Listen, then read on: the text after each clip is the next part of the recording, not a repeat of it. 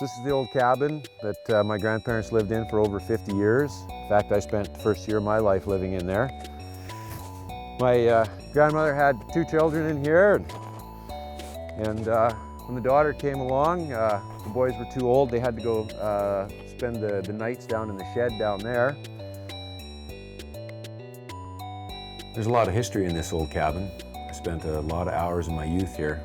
My grandfather used to sit right here. I'd sit over there, and he would tell stories for hours about hunting. This is a photo of my grandfather Barney and my grandmother Shanna standing right out in front of this cabin in 1936. You gotta check that out. This is one of the moose that my dad shot only a couple miles from here. About a 65-inch bull. Whenever it would be raining outside, and you'd come and sit in here, and Grandma would be baking cookies or something like that. And you'd have the wood stove going, and it was nice and warm in here, and it would be raining outside in this old tin roof, and you could hear the rain coming down. Oh man, you'd have some cookies and some chocolate milk, and before you know it, you were passed out on the couch listening to the rain. When I get ready for the hunting season, I'm not one of those guys that goes down to the range and spends hours on end pounding away at targets. I like to get out under real world scenarios and shoot from the ground, shoot off of logs, leaning up against trees, freehand. Sure, you got to zero your rifle in, but it doesn't do you any good. You're never going to get an opportunity at an enormous buck sitting on a bench rest. You got to be prepared for the situation that's presented to you. And you got to get out and you've got to really work hard at it.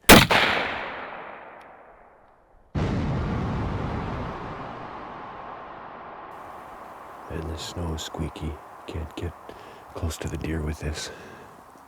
I spend a lot of time scouting. I spend a lot of time in preparing for the hunt, and I spend a lot of time hunting.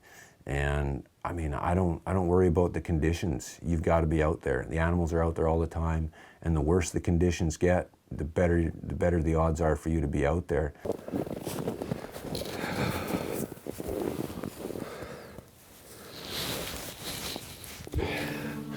Let's wait here for a while.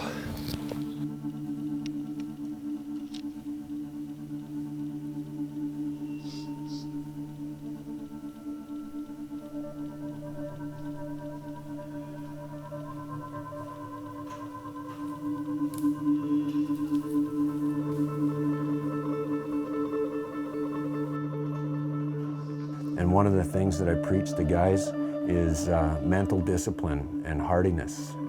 Be prepared for a lot of disappointment.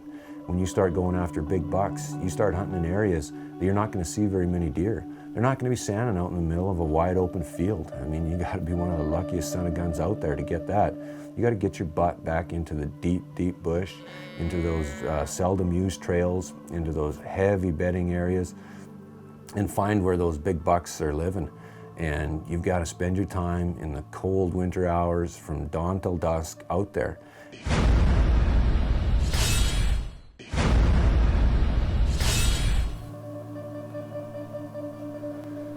We waited here for about 20 minutes or so, and we called in a little buck. He just came up to about 25 yards. I still think the deer are behind us. The wind's coming this way. So I think what we're going to do is ease down the cut line here, down towards the creek, and we'll wait there for another hour, let's say. And if nothing starts crossing there, it means that hot doe and buck have stayed in these trees behind us, and we're going to have to make a loop and try and get back in on them somewhere in there. So let's go down here and see what we can find.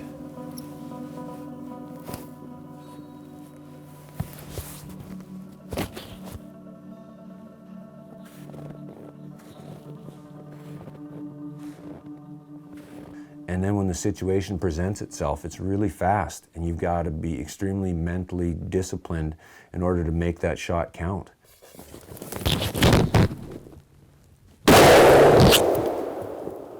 Yeah. Did you get him? It wasn't focused. Oh no.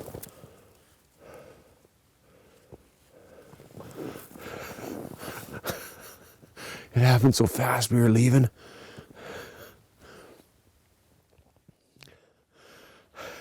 We're walking, all of a sudden Richard says, "Hell, get back behind us." So I move back and I see this buck come out, and he's a big, dark chocolate horn buck, long tines, good mass. And I quickly got on him, and I thought he'd seen us, and he looked like he was gonna run, so I shot him.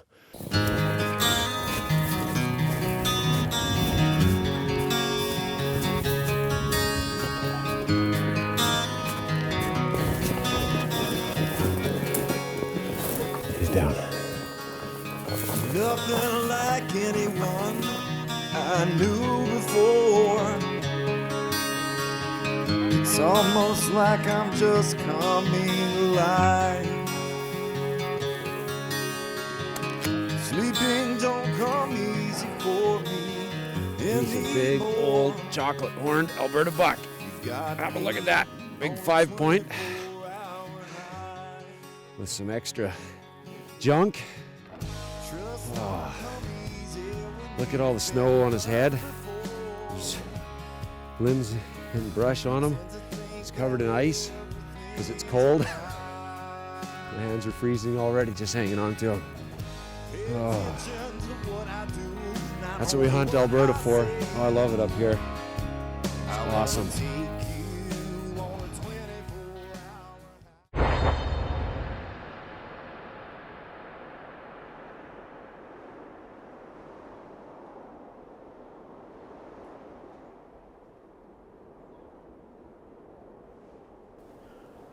It was cold. It was cold. It was probably minus 28, 30, something like that. Because I know we were freezing our fingers. I took some pictures, and it was cold.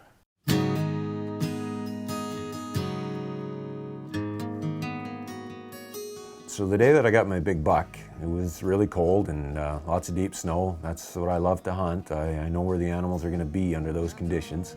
And you got to be out there early and, I mean, in the pre-dawn light where you can hardly even see. And that's where I found them. I snuck into one of my favorite spots, and sure enough, in the dark, I could make out a bunch of animals across the field.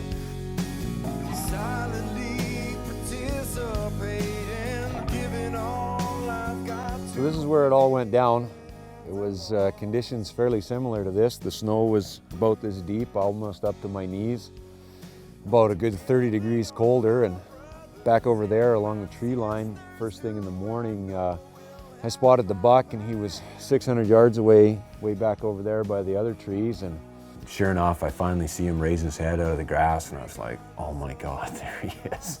I made my way almost down to the end of the field, and then I started cutting across this open field to get over to the tree line over there to try and intercept them. And I made it probably 2/3 or 3/4 of the way across the field, and that's when the lead does had finally gotten my wind, and they started taking off through that tree line there. And lucky for me that hot doe that the buck was with over there, you know, she kept him back a little ways, so that was good. But when they started running, I realized I had to make my move, and then I had to sprint, you know, a couple hundred yards across that field and over to that tree line and bust through there. I mean, I just right away just started running as hard as I could. I had probably 250 yards to get to the trees that they were on the other side of. So I'm running through the snow that's, you know, halfway up to my knees, and you know, the toque went flying off, and I threw my mitts off, and I'm loading my gun and making sure there's a shell in there, and put the safety on, and then I vaulted over a fence and went crashing through the trees, and I crashed through the other side, and man, I was just, my heart went into my stomach. It was right around here somewhere. Actually, it was that big tree right there.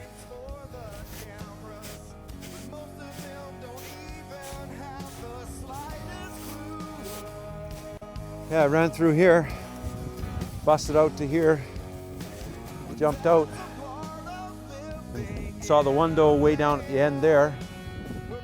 And then the other doe, the hot doe, was going across the field and was almost at those trees over there. And that's when I heard him. He was back over there. I'd cut him off, and he was angling across the field here. And I jumped over to this tree right here, and then grabbed a hold of it. I clicked the safety off, and I was thinking, oh, what do I do? I mean, there he is, and every jump he took as he leaped forward, his head would bow down like that because the horns were so heavy. And as he's going, I'm like, oh, what do I do? Do I yell? Do I grunt? Do I whistle? I've got to stop this deer. And I'm just praying, oh my God, please make him stop, or I'm gonna have to start shooting on the run. And and I was just getting ready to start shooting, and he stopped. And I found out afterwards that the doe had actually urinated there and left a bunch of scent. And he stopped right there, and he put his head down into the snow, and he raked the snow like this with his horns, and the snow went flying in the grass. And then he grunted, and he started to spin around to challenge me. He must have thought I was another buck coming through the trees. And as he was spinning around, I put the crosshairs onto his shoulder, and I didn't even wait for him to stop spinning. I touched it off, and man, you never heard such a crack. Pow, like that, and he just dropped.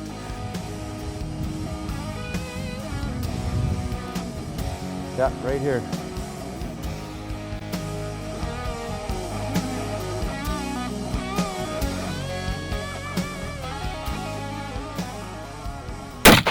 I didn't realize he was going to be the biggest deer in Canada.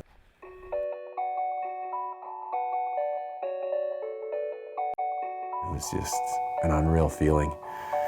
And then, wow, you've got all these thoughts running through your brain, and holy cow. The first thing I did was I picked up the phone and I called my wife, and I just said, honey, I got him. And it was an amazing feeling.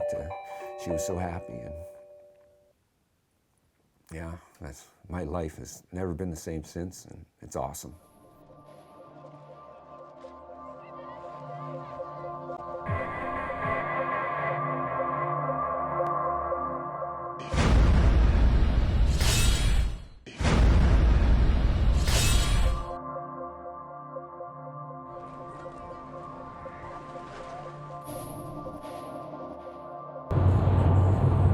I got a phone call this morning from Helge Amundsen at about 8:15 in the morning, 8 o'clock in the morning, and he was hysterical on the phone saying, yelling, I got him, I got him, I got him. I was out hunting too, and I was about 4 miles away from where Helge shot his buck, and I got the phone call that he said, I got him down.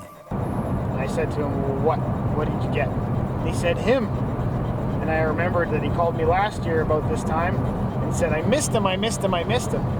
Then we went out and looked at him on the field, and he was a good buck, trust me. So a year's gone by, and he says he got him, and the first thing he said to me was, you got to come out here right now with the camera. It's 250 inches, and it's down. Oh my God. There he is. Oh my God. You are kidding. Holy cow. Okay, come on over here and let's check it out. A lot of people call it the Amundsen buck or Helge's buck or whatever, and well, I just call it my buck. Yeah, it's quite a sight. Don't pull on that. That's busted. Shot off. Really? One of them, yeah. This one. Oh, this one here, he shot right through there. Don't pull on it hard. I don't know if you got a chance to see the hole in the horn back there, but there was my hole back in the way back there, and it's hard to imagine. But you know, when his head is down and he's turning, that kicker is way down here, and the bullet went into the shoulder and dropped him right there. This thing is stupid. Are you kidding? Thanks, man. Yeah. Look at this thing, man. A smaller one. Get bigger camera. Can hardly fit it in the camera. Can you feel your hair? But no, that you know, it was something that a guy would never, hardly ever get again. He's a beauty. He's a once in a lifetime. This is why I hunt in Alberta all the time. What a deer. That is world class. Yeah. This is like... He's gonna gross around 270. I don't That's even crazy. know how It's around you 270. begin to score this. Yeah, we were guessing a little bit while we were putting the tape on him. Dad, what did you guess? Well, when he was laying there, I guessed 250, but he's a little bigger than that. So this final score sheet came back from Boone and Crockett here. What was it? Probably 3 years after I killed it, they had to panel score it. Tip to tip spread, 28 inches. Inside spread, 28 inches. I think it grossed 289, netted 274. 102 inches of non-typical points. Some circumferences like 6, 7, 8, 9, so I'll bet it took them 5 hours to score that at least.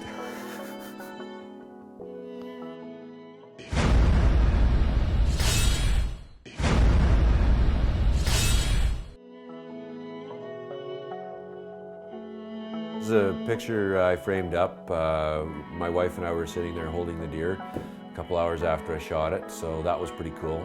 I mean, this one's not very easy to see because it's clear, but this was from the Alberta Fish and Game Association. Also, in addition, won the largest non-typical whitetail entered into Fish and Game that year. And back here is an award from the Boone and Crockett Association. Award here from the Safari Club when I got my world record score in there, so that was really cool. And Boone and Crockett sent me this nice little medallion and a book here to show where my deer is in the record books. I believe it's 14th all time in the world or something like that. I'm not exactly sure. One that I'm particularly proud of here is an award that I got from the Safari Club. Everybody's like, well, do you have anything to sign, posters or anything like that, or maybe some t-shirts? And I thought, that's not a bad idea. So I got one of my friends to draw a picture of the deer, and we scanned the image and put it onto a shirt and came up with the name Rackware and slogans like I believe in monsters, and put a picture of the deer on the back and made a couple different versions of it, and yeah, people really liked them. It's a monster. I mean, and you know what? You don't have to look far to find it because he puts it everywhere. Everywhere you look, he's got that deer sticking somewhere. So you're going to see it wherever you want to look.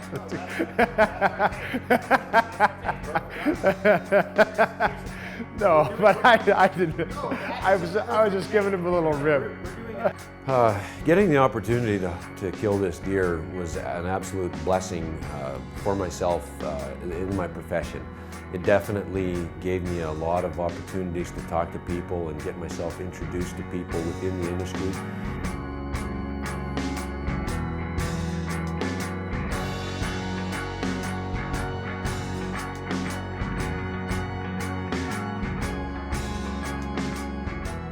One of the things that I wasn't really prepared for was celebrity status, obviously. And having kids come up to me and say, hey, wow, you're Helge Amundsen, can I get your autograph?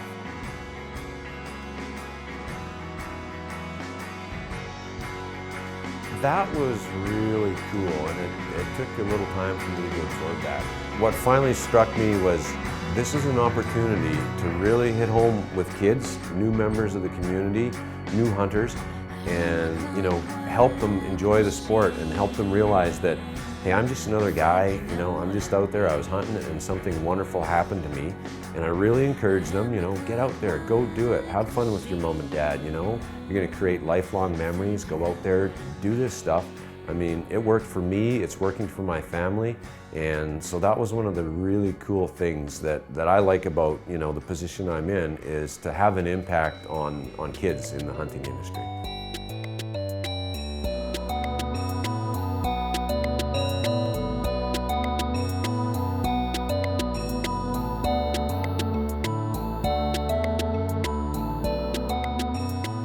You try and put it behind you and just, carry on as if nothing ever happened, but that just doesn't happen.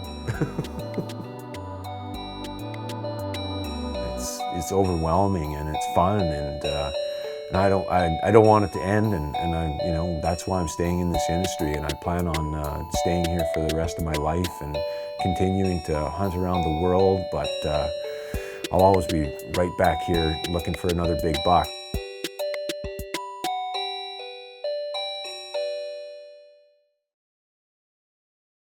So, oh man, it was an awesome feeling.